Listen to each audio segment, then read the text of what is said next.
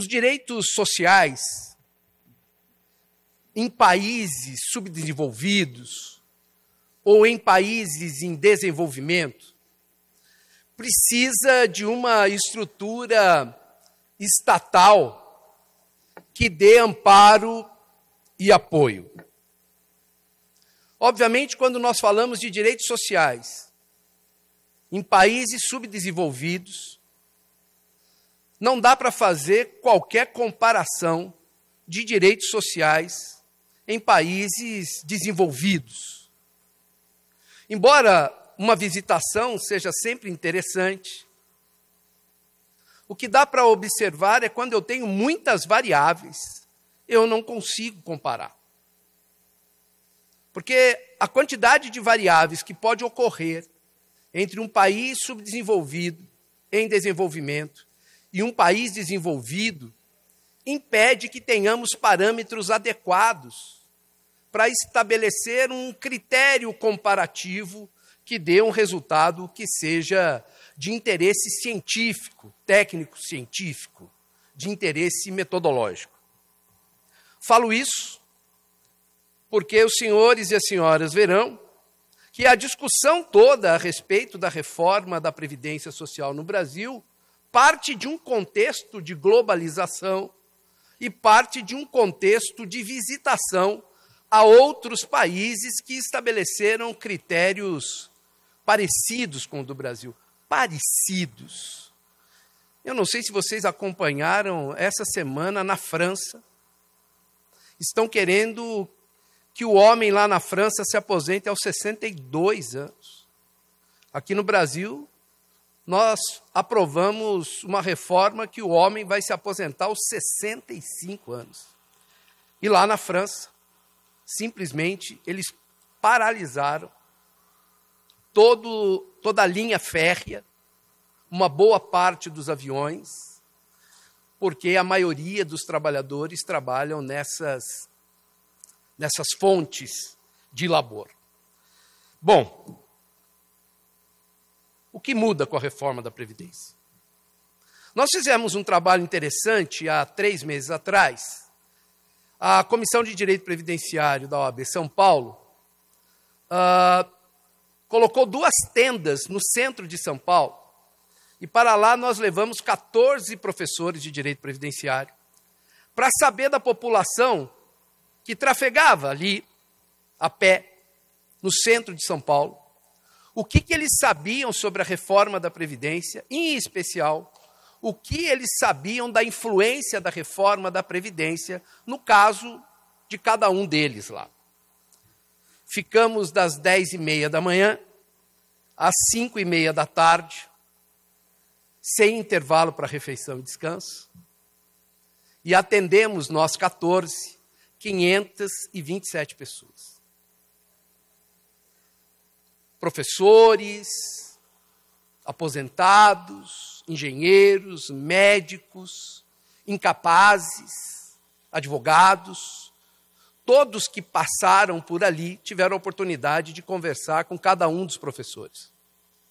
Cada professor tinha um tablet na mão, com acesso à internet, então nós poderíamos consultar os dados das pessoas no meu INSS, e assim o fizemos durante esse período de horas.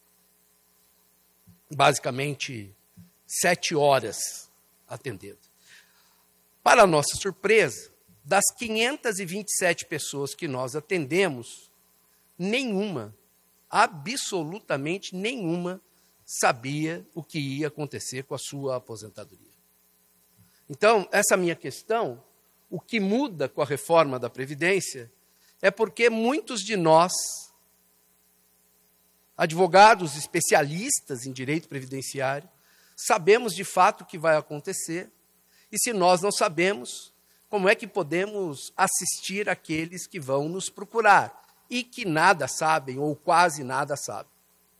A primeira questão importante para nós é que acaba a aposentadoria por tempo de contribuição, antigamente chamada aposentadoria por tempo de serviço. E por que isso ocorre? Porque o Estado brasileiro optou por estabelecer idades mínimas para se aposentar. A partir de agora, Homem que quiser se aposentar tem que ter 65 anos de idade. E mulher que quiser se aposentar tem que ter 62 anos de idade. O período de contribuição basicamente vai ser uma espécie de carência, mas não tem mais a aposentadoria por tempo de serviço, a aposentadoria por tempo de contribuição. E qual é a crítica que nós fazemos a respeito disso? A primeira questão, e eu vou dar um tempo para vocês experimentarem a análise, é: homens com 65 anos no Brasil, mulheres com 62 anos no Brasil. Quantos homens com 65 anos no Brasil estão no mercado de trabalho, contribuindo para a Previdência Social e cumprindo um dos pressupostos para a aposentadoria, que é a idade mínima?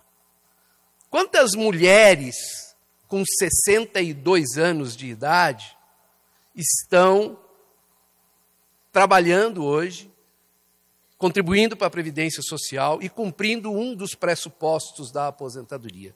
Essa é uma pergunta importante, que ela vai continuar. Por que para nós é tão importante a aposentadoria por tempo de serviço? Porque em países subdesenvolvidos, em desenvolvimento, o jovem não entra no mercado do trabalho aos 25 anos de idade.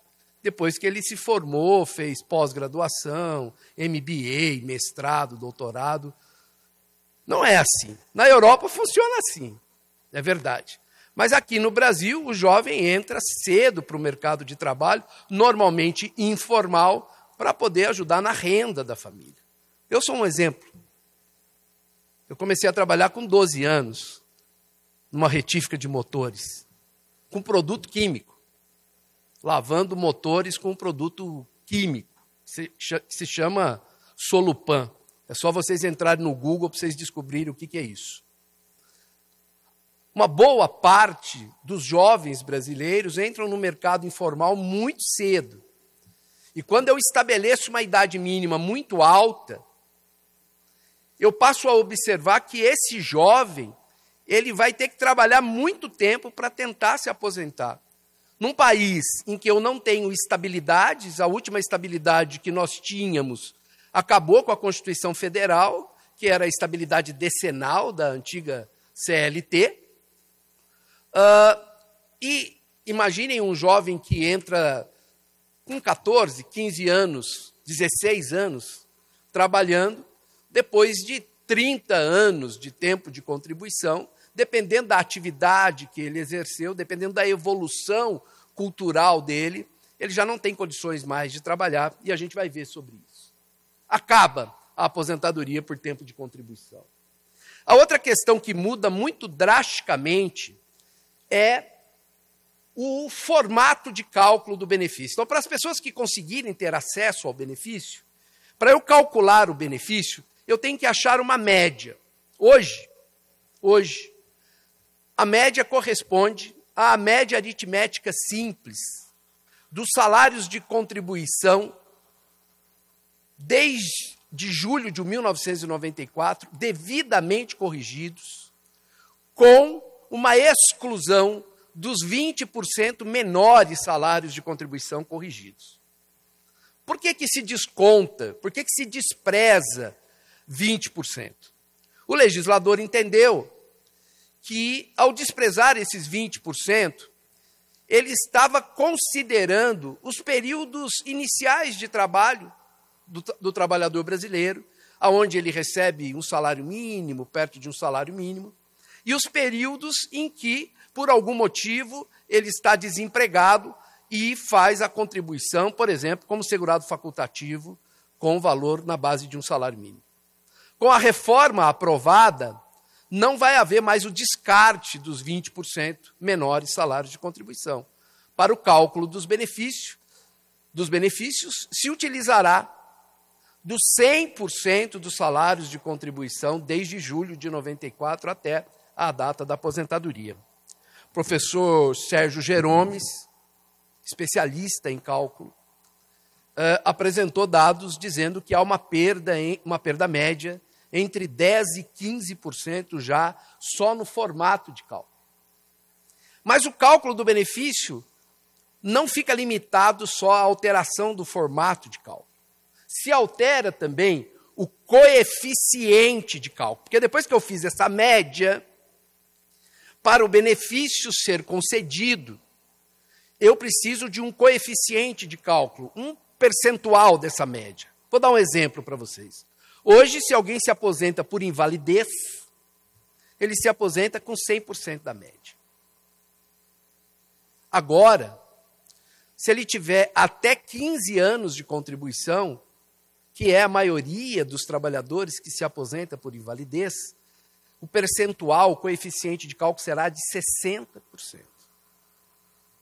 Obviamente, me parece que quem faz esse tipo de proposta e quem aprova esse tipo de proposta não sabe a realidade dessa gente brasileira. Por quê?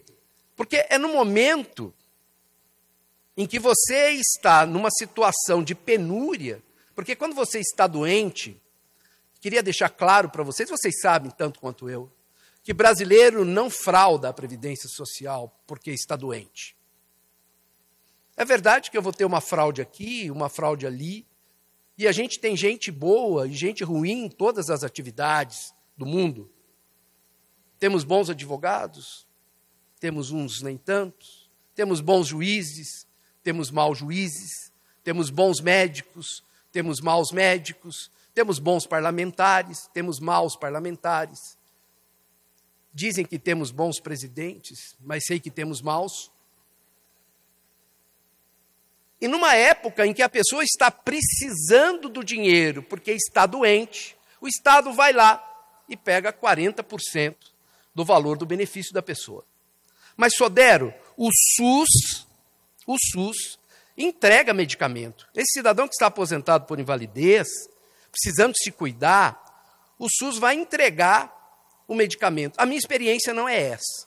Até porque, quando estudei bioética lá na faculdade de Salerno, na Itália, um professor nosso, amigo, que é juiz em Nápoles, me dizia que ele achava impressionante a quantidade de judicialização que a gente fazia aqui no Brasil para a concessão de medicamentos. E eu expliquei para ele, disse para ele, olha, eu sou diabético, tomo 7 picadas de insulina por dia. Se eu não tomar a insulina, eu vou morrer. Eu vou desencarnar. Então, eu preciso da insulina. Eu vejo todos os dias que o SUS não consegue fornecer insulina para as pessoas. Então, é na hora que a pessoa está precisando da medicação, o Estado vai lá e pega 40% do salário dele. Nós vamos conversar sobre esse formato da discussão, se ela é puramente econômica ou é previdenciária. Imagine vocês que se a pessoa se aposentasse um dia antes da reforma por invalidez e a média dela desse R$2.000, ela ia se aposentar com R$2.000. No entanto, se ela se aposentar um dia após a reforma da Previdência, o benefício dela passa a ser R$1.200. E o que é interessante nisso, o que é muito interessante nisso, se ele tiver encostado no INSS, se ele tiver no benefício de auxílio-doença, o percentual aplicado é de 91%.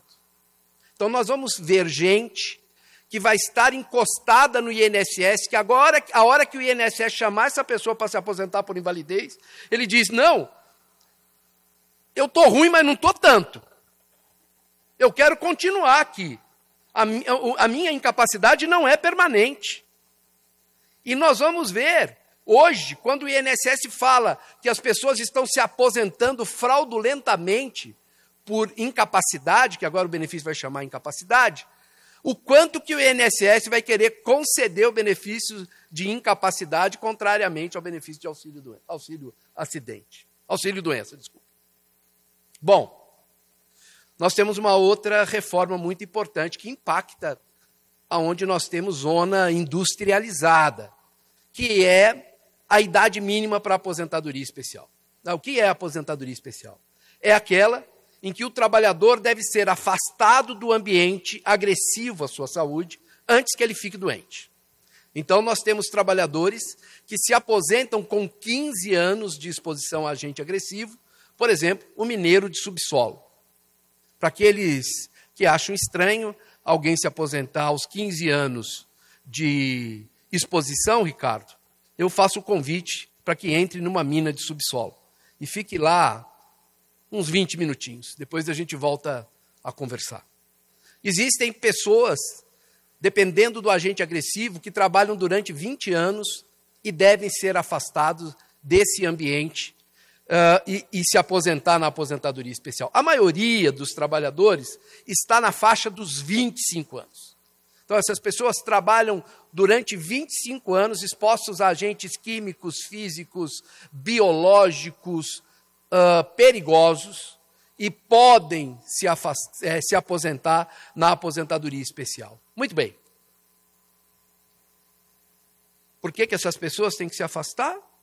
Porque elas não podem ficar doentes. Então, eu tenho uma questão individual da pessoa não ficar doente e tenho uma questão importante para o tema seguridade social, no sentido de que se essa pessoa ficar doente, quem vai arcar com o ônus, com o custo do tratamento é o Sistema Único de Saúde, é o SUS.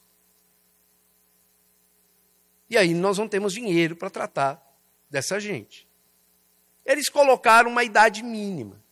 Então, imaginem que alguém começou a trabalhar com 20 anos numa indústria metalúrgica aqui da região. Se ele ficou exposto a ruído durante 25 anos, ele tem que se aposentar ou deve se aposentar na especial aos 45. Na média, eles se aposentam entre 48 e 50 anos de idade. O governo está dizendo, na emenda constitucional, e isso foi aprovado pelos parlamentares que nós elegemos, preciso lembrar a gente da responsabilidade que a gente tem de nossos atos. Porque nós elegemos.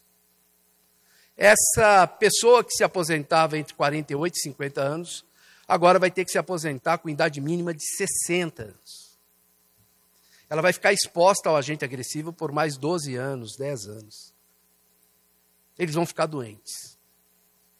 E nós vamos deixar de pagar benefício previdenciário para a outra ponta da Seguridade Social, a saúde, gastar dinheiro do SUS com essa gente que vai ficar doente. Pensão por morte, muda o coeficiente de cálculo. Hoje, se eu morrer, Sodero, minha esposa Gorete e meu filho de menos de 21 anos terão direito a 100% do meu benefício, se eu estiver aposentado. Agora, vai ser 50% e mais 10% para cada beneficiário, sendo que a cota do beneficiário, se ele adquirir, por exemplo, a maioridade, não vem para a cota dos demais dependentes. Então, se eu ganho R$3.000 de aposentadoria, se eu morrer hoje, minha esposa e meu filhinho vão ganhar 70% de R$3.000. É óbvio que essa gente que fez a reforma da Previdência e que nós colocamos lá, sabem com clareza que quando a gente morre as contas continuam. Se alguém resolveu comprar o Minha Casa Minha Vida, o fato de a gente ter morrido não vai acabar com a mensalidade. Se a gente resolveu com muito esforço comprar um carrinho parcelado, não vai acabar a mensalidade. Se eu comprei um sofá e estou pagando parcelado, não vai acabar. Então, numa época de dificuldade, nós vamos ter um problema sério, porque as pessoas ficarão com um coeficiente de cálculo muito pequeno. A outra questão é que eu não consigo mais cumular pensão com aposentadoria na integralidade. Imagine vocês que eu sou aposentado, minha esposa é aposentada, e se eu desencarnar, porque, meninos, a gente desencarna antes do que elas, na maioria. Né? Graças a Deus. Deus é bom, Deus é ótimo. Né? Então, o que acontece? A minha esposa vai ter que escolher entre a aposentadoria dela e a pensão que eu deixei. O que for maior. E o que for menor, eu vou ter uma escala de deságio parecida com a escala do imposto de renda sobre o que for menor.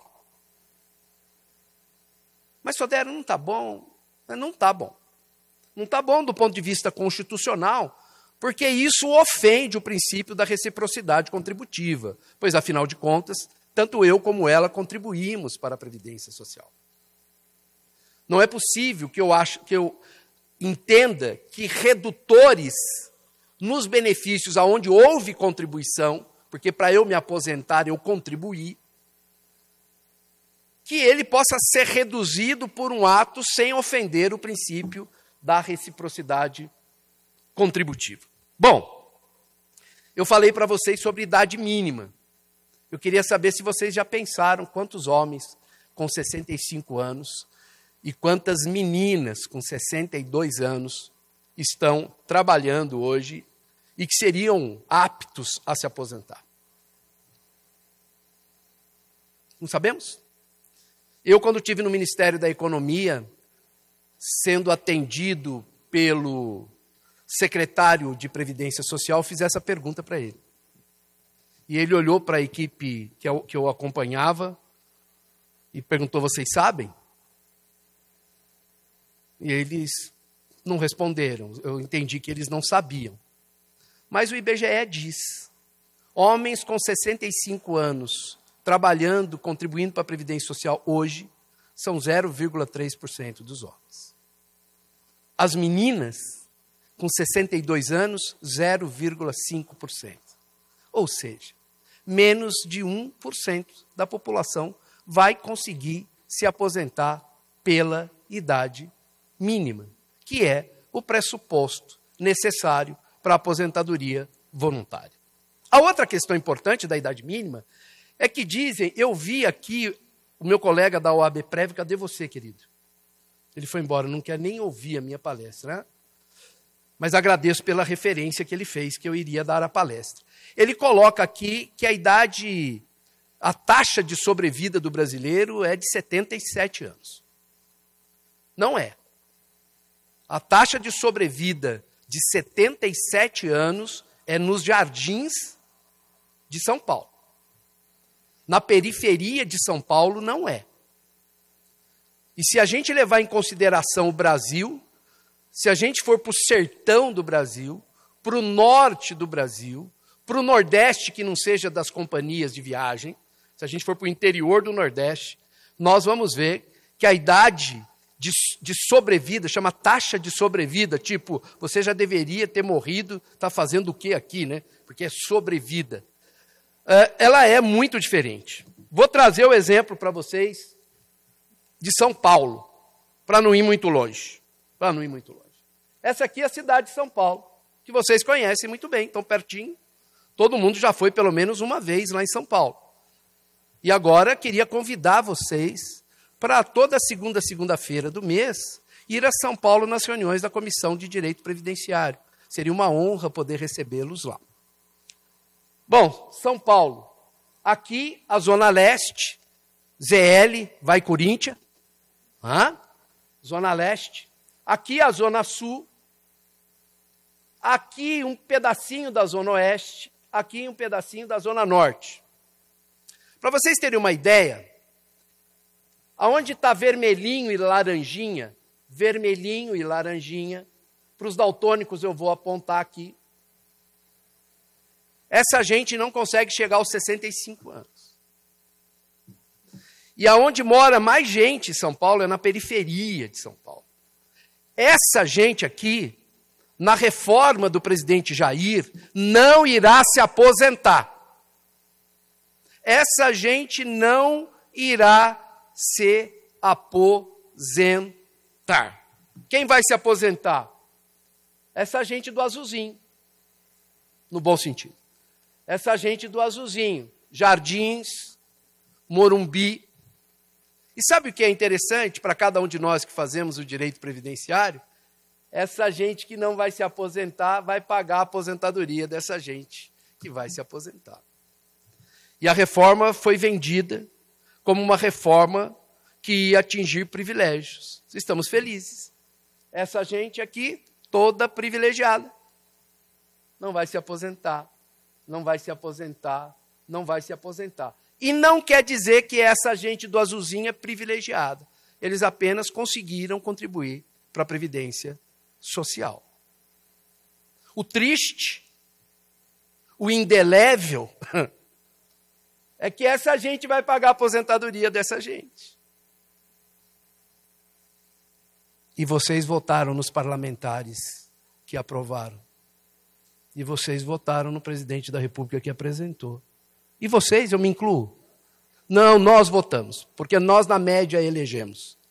Porque nós na média elegemos. E não faz mal a gente entender. Tenho conversado muito isso com os meus filhos e me sinto à vontade de conversar com vocês. Para dizer o seguinte, isso é muito importante numa democracia que ainda está aprendendo a funcionar. E aprender a votar é sempre muito importante, a gente precisa ler os programas de governo. E no programa do presidente Jair Bolsonaro estava escrito que ele ia fazer essa reforma, inclusive com a capitalização. Então não dá para nós, advogados, que somos instruídos, por exemplo, dizer que votamos sem ler o programa de governo. Que fique o exemplo para as próximas eleições, que a gente leia e que a gente não tenha vergonha depois de dizer que a gente aprovou a reforma. A emenda constitucional 103, ela vai numa linha, se os senhores me permitirem, de ataques a direitos e garantias constitucionais lapidadas na Constituição Federal de 1988. Alguns dos senhores são muito jovens, mas eu me lembro muito bem da discussão da reforma da Constituição de 1988. E uma das questões muito importantes para nós foi o estabelecimento de um Estado social. E quando a gente estabelece Estado social numa democracia que ainda está se firmando, é importante que o Estado traga garantias. Então, foi elevado a nível constitucional diversos direitos sociais fundamentais, dentre eles direitos trabalhistas e direitos previdenciários, esses últimos aqui objeto da nossa conversa, do nosso diálogo. Obviamente, quando vai à Constituição Federal, direitos sociais fundamentais, nós temos aqui no Brasil, do ponto de vista histórico, um aumento de processos judiciais, chamado judicialização. Isso veio acompanhado de uma quantidade de advogados e advogadas formadas aptas a representar o cidadão brasileiro que se via vilipendiado nos seus direitos sociais, agora fundamentais. Aconteceu, então, de haver uma quantidade muito grande de processos e o Poder Judiciário brasileiro, infelizmente, não estava preparado, como de fato me parece que ainda não está, para receber esse volume de processos. Só para os senhores terem uma noção, o Conselho Nacional de Justiça publicou o Justiça em Números do ano passado, e só de processos discutindo incapacidade no Brasil foram 1.084.000 processos. E eles vão aumentar. Entendo eu, e aí o entendimento é pessoal, de que uma parte da elite brasileira não ficou feliz com que trabalhadores segurados da Previdência Social tivessem acesso ao Poder Judiciário. Porque até então, se eu me lembro muito bem, o Poder Judiciário era muito pouco frequentado por essa gente que nos procura no escritório. Gente feia, pobre, às vezes suja, doente. E com a Constituição Federal de 1988, essa gente teve voz. Mas uma parte da elite brasileira vem combatendo esses direitos sociais, que culminou recentemente com a aprovação da reforma trabalhista. E aí não discuto o mérito de algumas questões processuais, mas do ponto de vista do direito material, me parece de grande retrocesso social. E agora, uma reforma previdenciária que traz para o trabalhador brasileiro a perda da ideia da previdência, de prever a possibilidade de se aposentar. Porque se eu tenho menos de 1% da população com chance de se aposentar nos benefícios chamados benefícios de caráter voluntário, eu tiro a ideia do princípio da reciprocidade contributiva e do direito constitucional do trabalhador se aposentar. Esse é um ataque que foi realizado numa época de fragilidade, os representantes sociais, os movimentos sociais no Brasil estão muito fragilizados. E passou isso fácil. Contei para vocês da França, essa semana, que eles foram para a rua, paralisaram tudo, o avião não pousou, o trem não saiu, e só de Paris são 3.000 chegadas e saídas de trem por dia. Só para entender o tamanho dessa discussão. Aqui no Brasil, nós não conseguimos mobilizar o quanto deveríamos mobilizar. Qual foi o foco da reforma da Previdência? É a discussão da Previdência no Brasil? Não me parece que é. O foco da reforma da Previdência é que o governo precisa economizar R$1 trilhão, agora eles falam em 800 bilhões de reais, em 10 anos. E o discurso é que precisa economizar porque com a Previdência Social pagando esse R$1 trilhão, 800 bilhões de reais, o governo não tem dinheiro para gastar com saúde, educação e segurança pública. No entanto, nós, advogados, que temos um pouco da inteligência, não vimos na emenda constitucional nenhuma solução, nenhum artigo, nenhuma cláusula que dizia que a economia vai ser aplicada em saúde, educação e segurança pública. Pois, na realidade, o governo confessou na sede do Conselho Federal da OAB que fará desse dinheiro superávit primário para pagar os juros da dívida para os banqueiros. Então, eles optaram por um jeito mais fácil, fazer o corte de benefícios e dificultar o acesso aos benefícios. A discussão do financiamento da reforma, da Previdência, isso não entrou na discussão. Porque, olha só que interessante, nós estamos fazendo reforma numa época ruim, em que o PIB está estagnado. Eu apresentei há 2, 3 anos atrás, num congresso, uma discussão que dizia que se a gente retomasse o nível de emprego que nós tivemos em 2005, então é plausível, é possível, nós geraríamos de arrecadação previdenciária por ano mais 90 bilhões de reais. Isso em 10 anos dá 900 bilhões de reais. É o dinheiro que eles querem economizar cortando o benefício, ao invés de fazer um trabalho de economia para gerar emprego. A nossa arrecadação, por conta do PIB estar estagnado, ela está comprometida. A desvinculação da receita da União. Estranhamente, o governo diz que a gente está com um déficit previdenciário, ou seja, estamos no cheque especial, mas a minha querida esposa Gorete, do meu salário, todo mês pega 30% para gastar do jeito que ela quer, comprando bolsa, vestido e sapato. O governo faz isso. Ele diz que nós estamos no cheque especial da Previdência e pega 30% do orçamento da Previdência para gastar em outras questões que não seja Previdência. Ou tem gente louca, ou tem gente burra, ou tem gente maldosa nessa conversa. As desonerações. É estranho que a gente está no cheque especial, no déficit, e eu digo para quem eu prestei serviço que ele não precisa me pagar, eu desonero a folha de pagamento dele. O ano passado, o governo desonerou de folha de pagamento aqui no Brasil, para as grandes indústrias, 284 bilhões de reais. Sem qualquer retorno. E eu fico muito bravo com isso, muito chateado. Porque eu fico sempre pensando que a grande reforma da Previdência seria educação. E eu sou da região de São José dos Campos, e lá em São José dos Campos, a Embraer tem a melhor escola secundária de nível técnico do Brasil. O que custava da desoneração para a grande indústria, obrigando elas a fazer escolas no padrão da Embraer? Por que não fizeram isso? A questão das sonegações. Quando o governo apresenta o projeto de emenda constitucional, que resultou na emenda constitucional 103, projeto de emenda constitucional número 6, na exposição de motivos ele diz: as grandes indústrias devem para o Brasil, em matéria previdenciária, 427 bilhões de reais. Corrigida a dinheiro de hoje, 1 trilhão de reais. Beleza. Por que não cobra?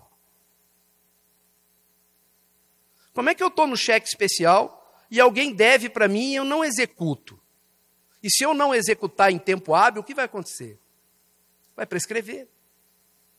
Então, é estranho que a gente exija um sacrifício tão grande da população privilegiada da Zona Leste, da Zona Sul, da Zona Oeste, da Zona Norte de São Paulo, para não sair da cidade de São Paulo, e não consiga cobrar a grande indústria que deve e que sonega contribuições previdenciárias. Qual a estratégia que eles usaram? O fim do regime de repartição.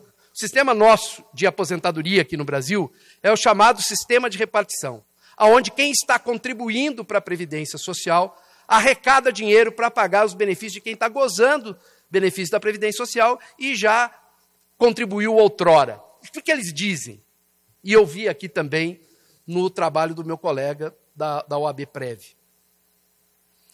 As pessoas estão nascendo em pouco número agora. Na década de 60 e 70, nascia 6 pessoas por família, e agora está nascendo 1,7, 1,8 por família. E me parece que é verdade, do ponto de vista estatístico. Então, eles dizem o seguinte: como tem pouca gente nascendo, nós não temos como manter esse sistema de repartição. Parece que é verdade, mas é meia verdade. De fato, na década de 60 e 70, nascia mais gente. A minha avó materna teve 12 filhos. 9 mulheres, 3 homens. A minha mãe teve 3 meninos. Eu tenho 2 meninos e uma menina. O meu filho mais velho tem um menino. E a minha filha do meio tem um casal. E meu menino de 9 anos, bom, ele tem 9, né? Então não tem ainda. Esses dias ele falou para mim: pai, estava passando um documentário sobre uns animais e lá estava dizendo que o animal já podia cruzar com 2 anos. Ele falou: pai, a gente já com 2 anos? Não, a gente não, só o animal. Mas tudo bem. Mas é meia verdade. Porque imagine, os senhores, que não é a quantidade de gente que resolve o problema da Previdência Social. É a massa salarial, a quantidade de dinheiro que entra. Não adianta eu ter 100 milhões de pessoas na base se eu tenho 50% desempregado. E desses 50% que eu tenho empregado, a média salarial é de R$ 2.200. O problema não é a quantidade de gente. Eu tenho sempre dado um exemplo. Imaginem nós aqui, se nós resolvêssemos dar um presente especial hoje para o presidente Dirceu aqui, da subseção de Mogi. Saíssemos todos nós daqui e fôssemos para uma casa dessas que vende televisão. Uma televisão de 300 polegadas. Eu iria na frente, como condutor de vocês, com aquela bandeirinha de guia. Nós entraríamos na Casa Bahia, compraríamos a televisão, embrulharíamos a televisão, daríamos a televisão para o presidente Dirceu e sairíamos sem pagar. Quando estivéssemos saindo, imagino eu que o gerente da Casa Bahia, acho que dá para render um dinheirinho depois para a OAB, eu fazendo a propaganda da Casa Bahia, né? Então, o gerente da Casa Bahia falou: ei, peraí, não vai pagar? Eu falei: não, mas a quantidade de gente aqui, nós somos 300. E ele ia dizer: não, mas aqui se paga com dinheiro. Então, o problema do sistema de repartição da gente não é demográfico. O problema é que nós ganhamos pouco. A média salarial do brasileiro é de R$ 2.200. O teto da Previdência é de R$ 5.800. Para a gente poder chegar ao teto da Previdência, a gente tem que colocar na média R$ 3.600. Como é que a gente faz isso? Educação. A OCDE fez um estudo sobre o Brasil, dizendo que se o jovem ficar de 15 a 17 anos na escola de qualidade, ele entra no mercado ganhando 5 vezes a média. Então, a reforma previdenciária nossa se chama educação. Mas os governos têm sido contrários à educação. O governo Temer, por exemplo, congelou os gastos por educação por 20 anos. E nós batemos palma. Olha a responsabilidade nossa. O presidente atual, durante o primeiro semestre, congelou o dinheiro para as universidades federais e para os institutos federais. Estamos na contramão. E o sistema de capitalização? Bom, o ministro Paulo Guedes tem um interesse grande de fazer um sistema de capitalização no Brasil. Qual é a ideia dele? Ele diz que como o sistema de repartição não funciona, a ideia é que cada um faça a sua poupança. E aí, dependendo da sua condição financeira, você consegue ter uma poupança melhor, uma poupança pior, e que vai funcionar bem como funciona no Chile. Por que a gente fala do Chile? Porque o ministro Paulo Guedes foi um dos idealizadores do sistema de capitalização chileno. Eu, quando fui ao Ministério da Economia, apresentei um cálculo que se um homem, durante 40 anos, contribuísse sobre R$1.000 no sistema do ministro Paulo Guedes, no final de 40 anos, se ele conseguisse se aposentar, ele ia se aposentar com R$560. Ou seja, quase metade do salário mínimo. O salário mínimo está em torno de R$1.000. É o que aconteceu no Chile. Eles não colocaram de volta a discussão do sistema de capitalização por conta do que aconteceu no Chile esses dias, a discussão que o país trouxe a respeito da reforma. Mas ela vai voltar. Já está pronto, já está tudo prontinho para voltar, só não voltou ainda por conta dessa questão do Chile, que eles precisam esfriar. Eles entendem que o brasileiro esquece rapidamente as coisas, assim que a gente esquecer, volta a discussão do sistema de capitalização. É um sistema de poupança? Não é um sistema de poupança. Por quê? Porque o sistema de poupança, se você poupa e tem um infortúnio, você vai até o banco e você resgata o que você quiser. Aqui, para você resgatar, para você utilizar, você precisa cumprir os pressupostos, tem que estar lá nos 1%. Só der, e se eu não tiver nos 1%? O dinheiro vai ficar para o banco. Então você não tem poupança nenhuma. É um sistema em que você alimenta, mas para você gozar, você vai precisar cumprir os pressupostos difíceis de cumprir, como a gente tem observado. Bom, eu vou antecipar aqui. Quando eu falo que durante 10 anos eu vou tirar 1 trilhão da economia, deixando de pagar benefícios previdenciários, eu estou falando que eu vou tirar de cada cidade uma parte desse valor. Só para vocês terem uma ideia. Eu coloquei as subseções convidadas aqui para vocês entenderem o quanto que entra de pagamento previdenciário no ano. No ano de 2018, aqui em Mogi das Cruzes, o INSS pagou de benefícios previdenciários 1.250 bilhões de reais. 1.250 bilhões de reais. Em Guarulhos, 2.913 bilhões de reais.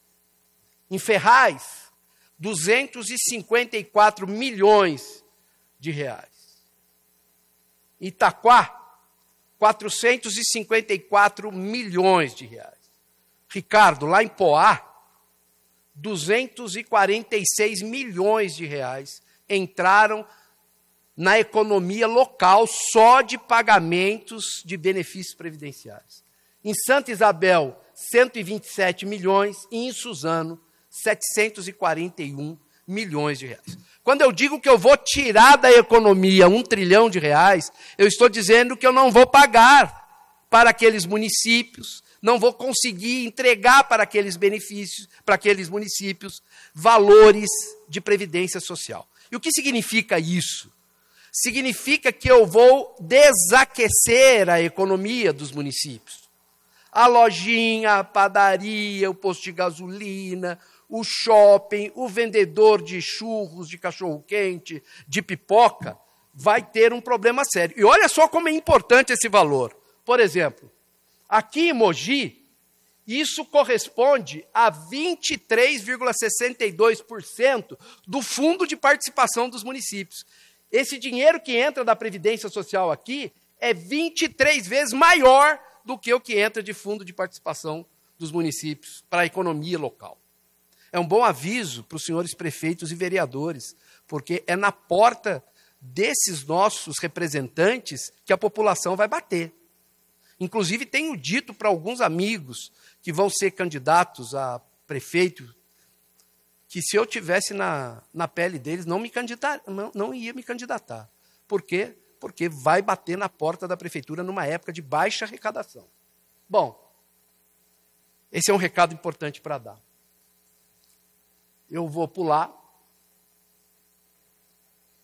Perspectivas para a advocacia previdenciária. Muito bem. Vocês ouviram aqui uma parte da minha palestra, e eu estou parecendo aquele desenhinho hard. Ó Deus, ó dia, ó vida. Ó presidente, ó parlamento, ó reforma da previdenciária. Mas essa é a primeira fase. Eu tenho dito para os meus amigos que nas minhas palestras é sempre bom tomar metade de um Rivotril. Hein? Metade de um Rivotril. Para ficar na calma, na tranquilidade. Mas tem uma parte que é importante para a advocacia previdenciária. Com toda essa discussão, e eu estou fazendo isso há algumas décadas, sempre a advocacia previdenciária trabalhou nas épocas de crise. Sempre trabalhou. E não será diferente nessa. Só existe uma grande diferença. A resistência da advocacia previdenciária deverá ser uma resistência qualificada. Precisamos melhorar ainda mais os nossos estudos, os nossos conceitos, as nossas definições, as nossas estratégias técnicas. Isso significa que a gente precisa voltar a estudar. Ah, Sodero, mas eu já fiz mestrado, doutorado, pós-doutorado e volte a estudar. Nós tivemos aqui o companheiro da ESA falando das possibilidades dos cursos pela ESA. Vocês sabem que essa gestão fez algo maravilhoso, que nos 3 primeiros anos, todos os jovens advogados até o 3º ano podem fazer os cursos online da ESA de grátis. Nós precisamos nos qualificar, porque o Estado brasileiro, quem defende os interesses da Previdência, se qualificou. Nós precisamos entender que a gente saiu do Código Penal, Processo Civil antigo e estamos no Código de 2015. Isso nos obriga a fazer a discussão das questões dos precedentes, dos distinguishing, do overruling. Se a gente não estiver preparado para esse tipo de discussão, nós não vamos conseguir dar voz a essa gente que vem bater às nossas portas. É importante essa qualificação nossa, e não tem idade, não tem tempo para fazer isso. As pessoas que me conhecem sabem que eu fui um menino muito, vocês não acreditam, muito mesmo, mas muito pobre. Muito pobre. Eu sei o que é passar fome. E eu descobri que a única forma de eu sobreviver nessa vida era estudar muito. Muito mais do que todo mundo estudava. Eu comecei a trabalhar jovem para poder pagar o meu curso técnico de eletrônica, onde eu fui muito bem agraciado pelos professores. Preciso sempre lembrar dos meus professores. Né? Só para vocês terem uma ideia, eu aprendi derivada e integral no colégio. Passei em 6º lugar na faculdade de engenharia eletrônica. No 4º ano da faculdade, deixou de ser tempo integral, parcial, comecei a fazer direito junto com a engenharia.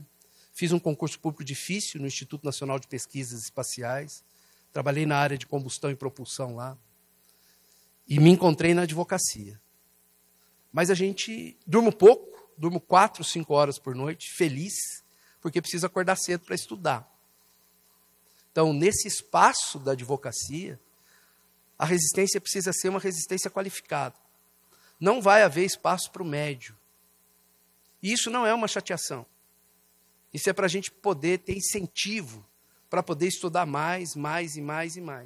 Porque vocês vão ver no final da minha palestra que eu falo da responsabilidade de cada um com essa nossa gente. Uma questão muito importante para nós, aqui na Comissão de Direito Previdenciário, foi o INSS digital.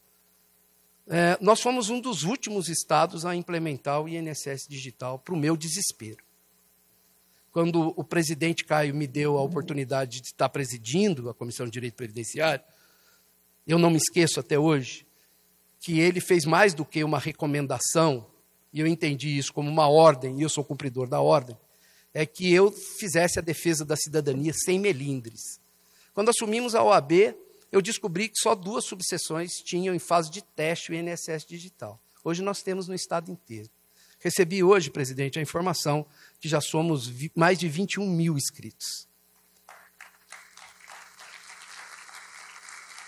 E o senhor sabe que isso só ocorreu com o aval da diretoria da OAB e com o empenho dos colaboradores da OAB que nos ajudaram, inclusive com a compra de um robô que hoje consegue fazer o cadastro de todo mundo. Bom, não há motivo mais para a gente ir na porta do INSS, ficar esperando lá e muitas das vezes não ser atendido. E quando somos atendidos, não somos bem atendidos. Não há motivo para que a gente perca o nosso tempo, e tempo para nós é dinheiro, indo bater as portas do INSS, a não ser naqueles casos que haja necessidade absoluta. O nosso sistema foi melhorado a semana passada, tivemos mais um implemento de vários outros serviços no INSS digital, mas ainda não está bom. Precisamos melhorar. Estou ajustando com o INSS a conversa, mas o presidente do INSS já me mandou um recado, que ele só conversa comigo depois que o ministro da Economia autorizar. Então, mas nós vamos chegar lá. Então é importante que a gente utilize da ferramenta. A outra questão é como nós vamos ter dificuldades para poder acessar aos benefícios de caráter voluntário. O que vai bater as portas da advocacia previdenciária são os benefícios por incapacidade.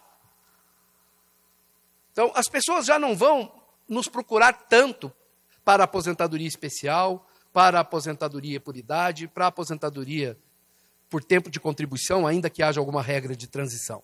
As pessoas vão nos procurar porque elas estão doentes. E com uma questão muito importante. As pessoas doentes só vão poder escapar daqueles 60% de aplicação sobre a média se a doença delas tiver relação com a atividade profissional delas. E agora as pessoas vão nos procurar e vão dizer, olha, eu tinha uma alergia aqui que eu achei que eu herdei da minha tia que veio da Itália, em 1825. Mas descobri que é do meu trabalho lá na fábrica, na empresa. Eu quero que o senhor faça o nexo causal, a senhora faça o nexo causal. Precisamos entender de doença. Na maioria das vezes, os nossos clientes, esses nossos pacientes, não têm dinheiro para contratar um assistente técnico. Então, nós vamos precisar, minimamente, entender de doença. Nós vamos precisar entender de engenharia de segurança de trabalho. A gente precisa entender que patologia e incapacidade pode não ser a mesma coisa. Eu dou um exemplo para vocês, falei para vocês aqui. Sou diabético, não fabrico nada de insulina, tomo 7 picadas de insulina por dia, 3 insulinas diferentes. Olha, gente, esse deus grego aqui. Não estou incapaz. Isso não significa que se alguém tivesse na mesma situação que eu, mas ocupasse uma profissão que necessitasse de uma atividade diferente da minha, não poderia estar incapaz. Por isso, uma grande dica para vocês. Não dá para fazer benefícios por incapacidade só com as questões médicas do segurado. Precisa ter as questões médicas do segurado e o perfil profissiográfico previdenciário junto. Porque é com a patologia e o PPP é que a gente vai observar que, que a patologia incapacita para aquela atividade profissional. Ah, Sodero, mas o PPP nem sempre é bem feito. Então, a gente pode entrar com as ações de entrega de PPP, de retificação de PPP, entendo eu, na Justiça do Trabalho, para pré-constituir prova para a ação por incapacidade. Mas não basta isso. Como nós estamos sem assistente técnico, é importante que a gente junte nos autos a documentação científica sobre a patologia que mostra que ela é incapacitante. Eu preciso juntar a documentação. Eu preciso quesitar melhor. A gente precisa aprender a quesitar. Às vezes eu vejo lá o pessoal quesitando, fala, trata-se de doença ocupacional? E aí o perito diz não, e agora o processo é eletrônico, ele fala não e coloca um dedinho fazendo, ele tem um prazer, de colocar o dedinho e falar não. essa doença vai incapacitar o trabalhador para o labor diário dele, e aí vem um outro dedinho e diz, vide laudo, né? Prejudicado. Então, mas a gente está fazendo quesitagem correta? Imagine que eu faço o mesmo quesito, dizendo o seguinte, fulano de tal é portador de hérnia de disco, conforme documentos médicos de folhas tal. A hérnia de disco é doença degenerativa, segundo os especialistas no objeto da matéria, conforme documentação científica trazida aos autos folhas tal. No entanto, a mesma documentação científica diz que hérnia de disco com concausalidade de posições viciosas e movimentos rotativos do trabalhador tem um agravamento. A Lei 8.213 diz que doença degenerativa não é doença ocupacional, mas a mesma lei diz que se trata de concausalidade e faz a equiparação com doença profissional. O senhor perito concorda e discorda com os especialistas científicos trazidos aos autos? Se discorda, qual é a metodologia científica utilizada para discordar? A gente precisa mudar. Isso dá um trabalho, gente. Mas quem disse que ia ser fácil? Então precisamos olhar para isso. Para finalizar, eu queria falar da nossa responsabilidade com os nossos clientes. Eu tenho lá no escritório 25 colegas que trabalham comigo. E todo dia que eu tenho a oportunidade de estar no escritório, esses tempos têm sido difíceis, eu tenho uma conversa com cada um deles e com todos juntos. Eu faço lá o bom dia sodero, levo uns pão de queijo, um café, essas coisas. E tenho alertado as pessoas da responsabilidade que cada um do escritório tem de não errar. Não pode errar. As pessoas que nos procuram, na sua maioria, são pessoas muito simples. E nós somos o responsável por dar a única voz que essa gente pode ter. É impossível errar. Não tem espaço nenhum para errar. Não pode dar 99%, tem que dar 125%. Então precisa estudar muito. Não dá para fazer pastelaria, Ctrl+C, Ctrl+V. Cada trabalho é artesanal, com as situações específicas daquele cliente, daquele paciente nosso. E essa responsabilidade que a gente tem, eu vou pular aqui. Desculpe. E essa responsabilidade vem das prerrogativas. Não dá para a gente entender a advocacia como um ato comercial. A gente já sabe que a gente não faz comércio. O ato nosso é de muita responsabilidade. E eu tenho contado uma historinha, e faço questão de repeti-la aqui pela última vez no ano,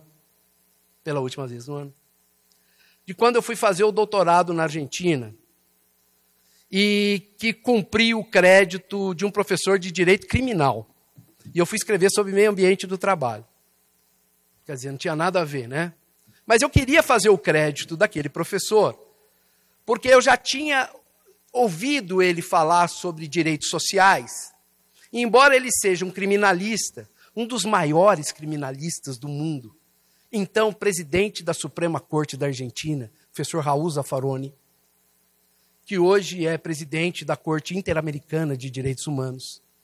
E eu consegui, com muito custo, que a universidade deixasse que eu cumprisse o crédito dele. Até porque, gente, eu preciso confessar aqui que eu não entendo nada de direito criminal. Tenho dito nas minhas palestras que se vocês passassem para o meu escritório, um cliente de vocês que roubou galinha, para eu defender na parte criminal, tenho certeza que ele ia ser condenado à pena de morte aqui no Brasil. Com agravantes. Com agravante que na próxima reencarnação ele ia ter que cumprir 40 anos de prisão assim que nascesse. Bom, o professor Raul Zaffaroni deu a aula falando, o curso dele, o crédito dele, era sobre combate ao crime organizado. E na última aula dele, o professor sensível, educadíssimo. Ia dar aula, quem conhece Buenos Aires, ele ia dar aula naqueles táxis preto e amarelo.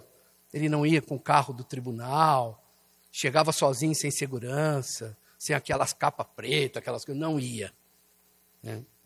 E depois que ele deu a última aula, e eu sou um CDF, estava sentado assim na frente, que nem o senhor está, ele falou, alguém tem alguma pergunta para fazer? O pessoal bateu palma, tudo. Ele falou, alguém tem alguma pergunta para fazer? E eu olhei para trás e meus colegas do doutorado, os especialistas no penal, no criminal, ninguém fez pergunta. E aquilo me incomodou, porque eu sou professor, sabe?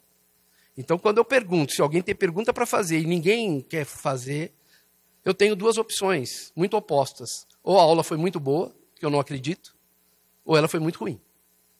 Eu falei, caramba, ninguém vai fazer pergunta, o professor vai achar que a aula foi ruim. E aí eu falei, faço pergunta? Não faço, faço, não faço, faço, não faço. Bom, sou brasileiro, não desisto nunca. E o meu braço automaticamente foi fazendo assim, e eu levantei a mão. Sem pergunta pronta para fazer. Sem pergunta pronta para fazer. Mas aí veio o negócio da sustentação oral, que eu sempre faço, das aulas que eu sempre dou. A minha origem é no direito do trabalho, então no embate na mesa de discussão. E aí surgiu uma pergunta na minha cabeça, e eu falei, professor, do ponto de vista supranacional, do ponto de vista da nação, que país é esse que efetivamente pode combater o crime organizado? Falei em espanhol. E ele olhou para mim e falou, nossa, doutor, o senhor é brasileiro. Não estava bom o espanhol. Não estava. Mas depois eu ajustei, eu aprendi. Aí ele olhou para mim e falou, deixa eu falar uma coisa para o senhor, doutor. Um país que pode combater o crime organizado é um Estado social, que respeite os interesses de cada cidadão daquela nação, daquele país, que respeite os interesses da mulher, que respeite os interesses do jovem, da criança, do adolescente, do idoso, que dê oportunidades de educação e trabalho para todo mundo, que traga dignidade para as pessoas, inclusive dignidade econômica. E eu fui ouvindo o Zaffaroni falando aquilo, e aquilo mexeu comigo, porque eu já tinha lido sobre aquilo.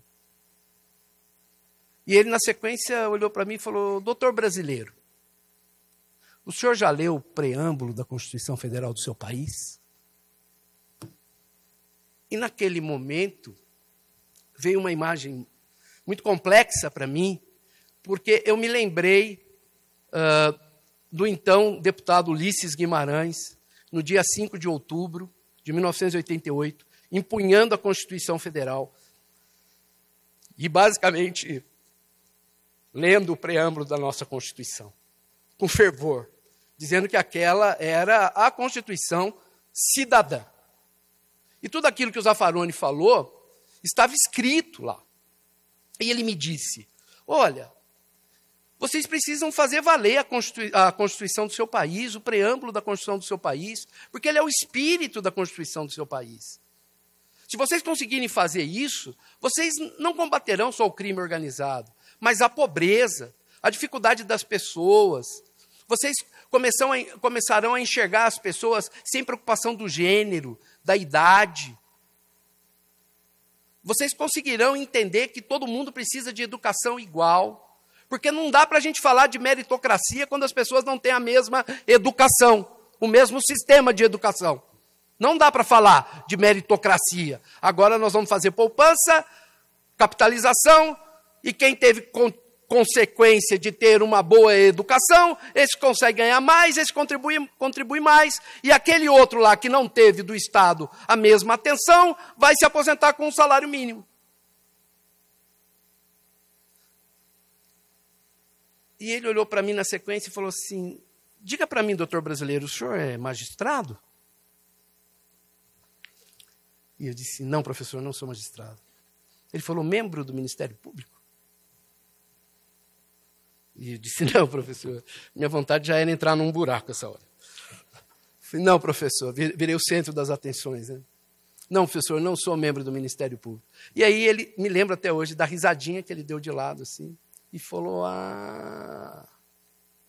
o senhor é advogado. E falou para mim: o senhor já leu o artigo 133 da sua Constituição? E não bastou falar isso. Ele disse: o artigo 133 da sua Constituição traz prerrogativas para que a advocacia dê voz a cada cidadão do seu país. Se existe algum ator que pode fazer valer o preâmbulo da Constituição Federal do seu país, dando voz a cada cidadão do seu país, é o advogado, é a advogada. A responsabilidade de vocês é muito grande.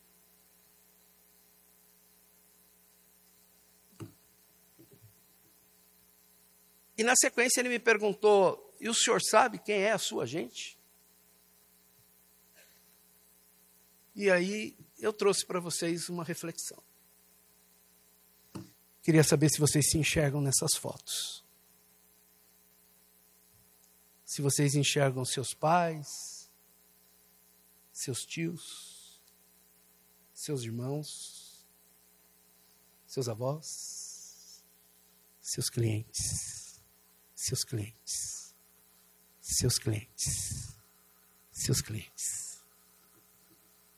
Vocês enxergam aquele homem de mão calejada que trabalha no campo? Aquela gente que planta no cinturão verde aqui de São Paulo para colocar comida na nossa mesa? Essa gente que trabalha na indústria metalúrgica, que faz com que a gente possa cozinhar no nosso fogão, viajar no nosso carro? Essas mulheres que trabalham muito mais do que os homens e recebem menos do que os homens, que cumprem 3, 4, 5 jornadas. É para essa gente que a advocacia dá voz. E nesses momentos difíceis, a gente precisa dar voz para essa gente. Eu estava contando que quando eu tive aula com o Zaffaroni, eu tinha perdido meu pai naquele ano. E meu pai foi um advogado que se formou muito tarde, muito simples. Meu pai foi leiturista da Light. Meu pai andava para a rua medindo o relógio da Light. E conseguiu estudar com muita dificuldade. E meu pai, quando jovem, gostava de boxe. E eu me lembro que ele me acordava de noite para assistir, de madrugada para assistir as lutas do Éder Joffre, do Cassius Clay. E ele falava para mim: filho, o boxeador quando vai lutar contra alguém, ele recorta a foto do jornal, naquela época só tinha jornal, do adversário e cola no banheiro, no espelho do banheiro, porque todo dia quando ele levanta e vai escovar o dente e lavar o rosto, ele se concentra na foto do adversário dele, para ele não esquecer do adversário. Eu preciso dizer para vocês que eu tenho 2 fotos no meu banheiro. Não porque são meus adversários, porque são pessoas que me inspiram. O primeiro é do Zaffaroni, que me alertou para eu fazer a leitura diária do meu artigo 133 da Constituição Federal. A outra, presidente Caio.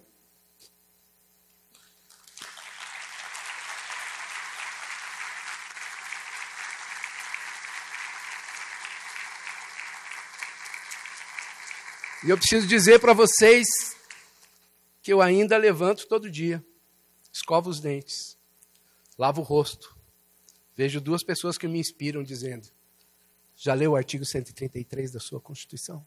Muito obrigado.